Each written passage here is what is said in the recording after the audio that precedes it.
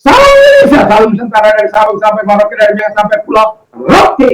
Mantalah iman kita, mantalah kasih kita, mantalah pengharapan kita. Tentunya dalam Yesus Kristus Tuhan dan Juru Selamat kita dan Juru Selamat dunia. Jangan katakan bahwa Yesus Tuhan, jangan katakan pula bahwa Yesus Tuhan Juru Selamat. Dia adalah Tuhan, dia adalah Juru Selamat. Kalau kau percaya, engkau akan diselamatkan. Kalau tidak percaya, engkau akan dihukum. Yohanes 3 ayat 36. Dan Yesus sudah berkata, akulah jalan dan kebenaran dan hidup. Tiada seorang sampai kepada Allah kalau tidak melalui. Haleluya, haleluya, haleluya, mantap. Dan juga Yesus, Petrus sudah mengatakan dalam Kisah 4 ayat 12, dan keselamatan tidak ada di dalam siapapun juga selain dalam Dia Yesus. Karena di bawah kolong langit ini tidak ada nama lain yang diberikan kepada manusia yang kita diselamatkan. Haleluya, oleh hanya karena Yesus, karena firman Allah dalam Yohanes 3 ayat 6, karena begitu besar kasih Allah akan dunia ini sehingga Dia mengaruniakan anaknya yang tunggal supaya setiap orang percaya kepadanya tidak binasa melainkan beroleh hidup yang kekal. Saya dan saudara yang percaya kepada Dia memperoleh hidup yang kekal. Orang yang percaya kepadanya dibenarkan Tuhan, dan juga orang yang mengaku dengan mulutnya akan diselamatkan, dan orang yang percaya tidak akan diselamatkan. Roma 10 ayat 9 sampai dengan 11. Haleluya, mantap. Dan saya mengucapkan selamat malam bagi kita. Kiranya Tuhan tolong menolong kita dalam kehidupan ini. Selalu bersyukur kepada Tuhan. Kita masih belajar tentang jemaat di Tesalonika. Dan saya sebelum kita itu, mari kita berdoa. Kiranya kekuatan Tuhan, kekuatan firman, kekuatan Roh Kudus, kekuatan firman akan tetap menyertai kita di dalam di malam hari ini. Tapi kita sedang hati Tuhan memberkati kita. Terima kasih. Kiranya Tuhan terus menolong kami, memberkati kami, dan kami mempercayakan hidup dalam nama Yesus. Amin. Saya akan membacakan 1 Tesalonika 1 ayat 3. Sebab kami selalu mengingat pekerjaan imanmu, usahamu, usaha kasihmu, dan ketekunan pengharapan kepada Tuhan kita Yesus di hadapan Allah dan Bapa kita. Ayat 2, kami selalu mengucapkan syukur kepada Allah karena kamu semua dan menyebut kamu dalam doa kami. Haleluya, haleluya, haleluya. Puji nama Tuhan. Dan sesuatu yang sangat luar biasa. Kenapa saya katakan luar biasa? Kita berikan terima kasih kita kepada Tuhan. Dan Paulus sebagai seorang gembala, dia memberikan terima kasih kepada Tuhan. Oleh karena apa? Jemaat di Tesalonika yang begitu luar biasa. Wah, saya juga rindu di jemaat orang-orang yang luar biasa, orang-orang yang hebat di dalam Tuhan, yang mengandalkan Tuhan, yang senantiasa rela dipimpin oleh Roh Kudus dalam hidup mereka, yang menikmati kuasa Roh Kudus dan kuasa firman dalam hidup mereka, kuasa Injil menguasai hidup mereka. Wah, luar biasa. Mereka akan menjadi orang-orang yang akan melayani Tuhan dengan semangat dan dengan totalitas tinggi. Oleh kenapa? Roh Kudus membantu mereka terus-menerus dalam hidup mereka. Dan itulah yang sedang mengatakan sebagaimana yang kita baca dalam 1 Tesalonika 1 ayat 3 tadi. Dikatakan ada 3 hal yang saya akan angkat di sini. Yang pertama dikatakan strong faith. Jadi Paulus mengucap syukur kepada Allah dan berdoa karena jemaat di Tesalonika hidup dalam strong faith, iman yang kuat. Wah, bagaimana tidak? Ketika Paulus mengalami penginjilan di sana, dia hampir dianiaya. Tapi memang kesulitan-kesulitan yang dialami dalam penginjilan di Tesalonika tidak membuat jemaat di Tesalonika mengalami kemunduran. Bayangkan tekanan yang terjadi dari orang-orang yang iri terhadap Paulus kepada jemaat-jemaat di Tesalonika yang dimenangkan, dan tekanan dari orang-orang Yunani. Kalau kita baca, orang-orang Yunani juga ada yang datang, orang-orang Yahudi juga ada yang datang, tetapi ada orang-orang yang akibatnya menjadi marah, dan juga pemerintah yang tidak berpihak kepada mereka. Karena apa? Orang-orang Yahudi memfitnah orang-orang Kristen atau orang Tesalonika bahwa mereka tidak menghargai, tidak menjadikan kaisar menjadi Tuhan. Memang dia tidak Tuhan kan. Jadi itu memang harus dilawan. Lawan, satu kata, lawan. Tapi mereka tidak memberontak, tidak. Mereka tetap menyatakan sikap mereka dengan tegas bahwa mereka tidak akan menyembah kaisar, tidak akan menjadikan kaisar menjadi Tuhan.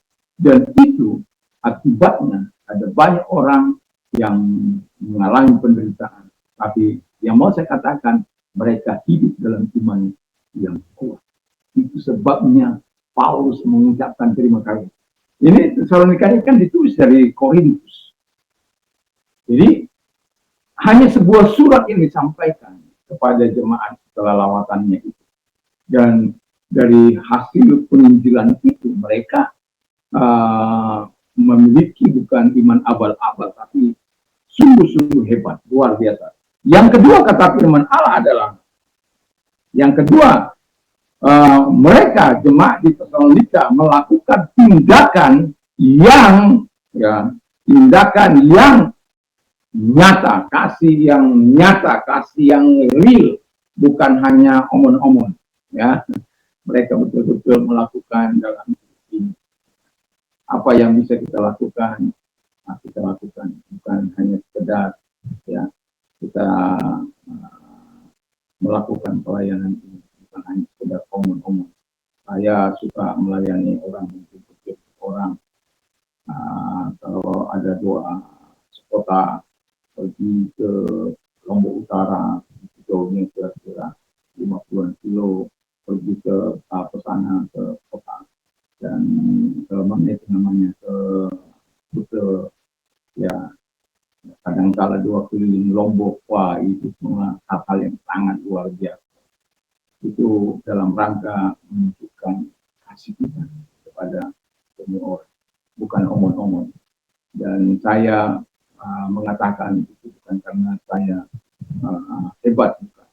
Tetapi saya merasakan kasih Tuhan. Saya juga mengalirkan air 24 jam ya setelah 25 tahun, dan memberikan rumah gratis setelah lebih dari 30 tahun. Dan itu bukan sesuatu yang apa, tapi ini perlu saya saksikan supaya apa? Bukan untuk kesombongan, tetapi apabila ada kita memiliki sesuatu yang lebih, marilah kita pakai untuk menolong orang. Karena kan orang katakan kamu itu bodoh, karena apa? Ayo, buahnya saja kalau mereka jual lumayan itu. Itu sangat menarik itu. Ya, tetapi saya kalau mereka antar syukur, kalau kadang mereka bagi udah dijual hasil tersebutnya dibawa kemari, syukur, enggak juga enggak apa-apa. Yang penting dirawat mereka. Ya. Dan saya merasa bersyukur karena apa? Ada beberapa sudah lewat dari situ orang-orang yang, karena saya sudah katakan kalau engkau punya rumah, kamu tidak boleh tinggal di situ. Asal aja dia punya tempat, jangan dia tempatnya dia sewakan tempat kita. Tapi belum pernah ada terjadi seperti itu. Dan mereka dengan tulus kalau diberkati Tuhan mereka pindah. Dan puji nama Tuhan. Yang ketiga, jadi strong faith, tindakan kasih yang nyata, walaupun ya mereka difitnah orang-orang Yahudi yang iri, orang-orang Yunani yang marah kepada mereka karena ya mereka tahu bahwa mereka pastilah, karena kehidupan orang Yunani pada waktu itu kan suka-suka mereka, mau istri 4 mau istri 5 terserah mereka, moral mereka. Dan orang-orang Yunani itu moralnya tidak baik. Dan kemudian datang orang penginjilan dari Paulus, dan itu mengakibatkan orang-orang ya merasa apalah bagaimana ya, sama dengan dimanapun itu, kalau orang selalu dibicarakan, bukan berarti apa dibicarakan dalam hal ini bagaimana supaya kembali kepada Tuhan. Yang ketiga kata firman Allah itu tindakan kasih yang nyata. Bagaimana tindakan kasih yang nyata itu? Mereka menjadi penurut Tuhan dan tetap mengasihi Tuhan dan sesamanya walaupun mereka mengalami tekanan, dan mereka menjadi saksi yang luar biasa. Dan kemudian yang terakhir yang ketiga ya adalah ketiga, terus dalam pengharapan kepada Tuhan Yesus. Kita tidak boleh terlepas dari pengharapan. Bagaimanapun situasinya, kondisinya. Sama seperti jemaat di Tesalonika ini. Mereka tidak lepas pengharapan mereka kepada Tuhan. Terus menerus sampai mereka dalam penderitaan yang seperti itu. Pun mereka terus menantikan kedatangan Tuhan kali yang kedua. Karena mereka tahu ujung dari kehidupan orang-orang percaya adalah surga dan tinggal bersama-sama dengan Allah Tritunggal itu. Wah, luar biasa. Jadi yang mau saya katakan, Paulus senantiasa berterima kasih kepada Tuhan dan berdoa karena apa? Perbuatan jemaat di Tesalonika yang luar biasa itu, yang memiliki iman yang teguh, tindakan kasih yang nyata dan terus dalam pengharapan kepada Tuhan Yesus, itu membuat Paulus bersyukur bahwa pelayanannya tidak sia-sia. Dan itu sebabnya kita berharap ya. Kenapa saya menekankan jemaat? Karena kita tentu ingin ada jemaat-jemaat seperti ini, ya, jemaat-jemaat yang tangguh, jemaat yang memiliki iman yang kuat, memiliki kasih yang luar biasa, dan terus walaupun dalam mereka terus memiliki pengharapan kepada Tuhan Yesus Kristus. Mungkin dikecewakan hamba Tuhan, tapi mereka terus berharap kepada Tuhan. Kenapa? Mereka tahu yang membalas mereka itu adalah Tuhan. Yang memberikan hal yang baik kepada mereka adalah Tuhan. Yang membuatkan mereka adalah Tuhan. Yang membuat mereka tulus mengasihi adalah Tuhan. Yang membuat terus berharap kepada mereka adalah Roh Kudus yang sudah kita bicarakan, ya, di mana mereka selalu dibantu oleh Terus. Puji nama Tuhan, kiranya Tuhan Yesus memberkati kita, biarlah kita menjadi jemaat yang bertangguh, ya, memiliki iman yang kuat dan juga memiliki tindakan kasih yang nyata, bukan omong-omong aja, bukan lip service saja, seperti itu si Dedi. Saya selalu itu kepada gubernur yang lagi viral hari-hari ini, dan hampir semua media meliput dia karena tindakan-tindakan tegas yang banjir diselesaikan di hulu, diselesaikan di hilir. Itu satu hal yang sangat luar biasa. Saya tadi nonton sempat melihat bagaimana pengurukan yang dilakukan sungai yang dangkal, ya, bagaimana tidak banjir, sementara luapan air dari hutan ada di gunung sana begitu luar biasa, ya.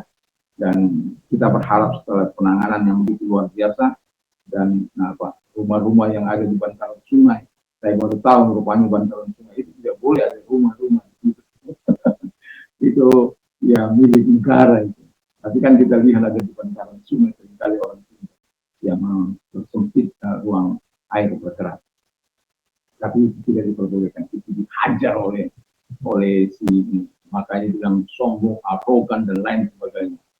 Nah, tapi kita tahu itu hanya untuk ini. Dan dia tidak segan-segan mengeluarkan uangnya sendiri untuk membantu orang.